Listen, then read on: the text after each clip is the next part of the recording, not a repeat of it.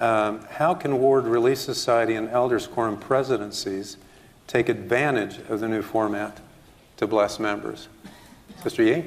I love the question itself is to take advantage of it and not be afraid, to see the optimism and what the Lord intends for this through prophetic direction. There will always be blessings when it comes from prophets, seers, and revelators. When it comes to Relief Society, there are many things, but 4 simple things stand out. Announcements.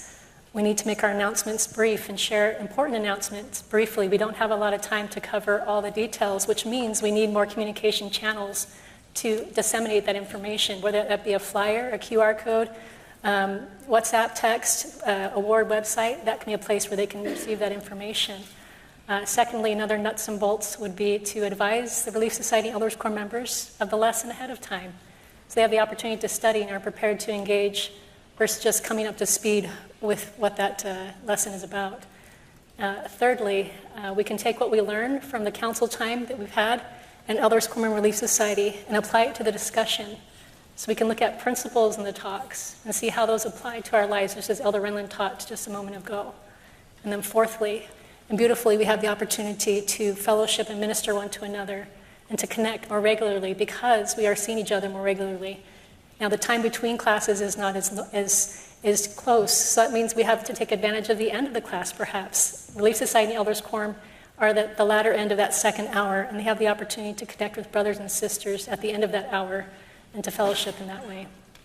How does it... Well, Elder Duncan, please. That's beautiful. And, you know, the home is the center of gospel learning.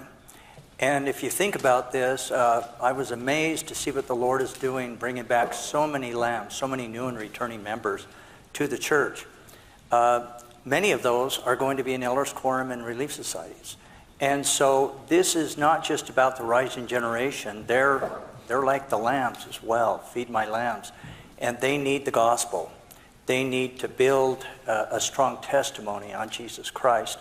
So this is a beautiful opportunity for Elders Quorum and Relief Society instructors to really focus on helping these people. And as Sister Yee said, it's a beautiful touch point every week to help people connect after the meeting as well. What else should we lay on Relief Society presidencies and Elders Quorum presidencies to help make this new format successful? Any other thoughts? One of the things that we've been hearing is that this, or the perception is that this is going to create less time to mingle and to socialize, and that's one of the important things that members are getting. I think that what's been said is that can be properly planned after. A good example of this, the young adults in the church almost globally have a mingle time after church that's labeled differently, munch and mingle and different things. They've gotten really good at hanging out a little bit and getting to know each other after. So that could be planned.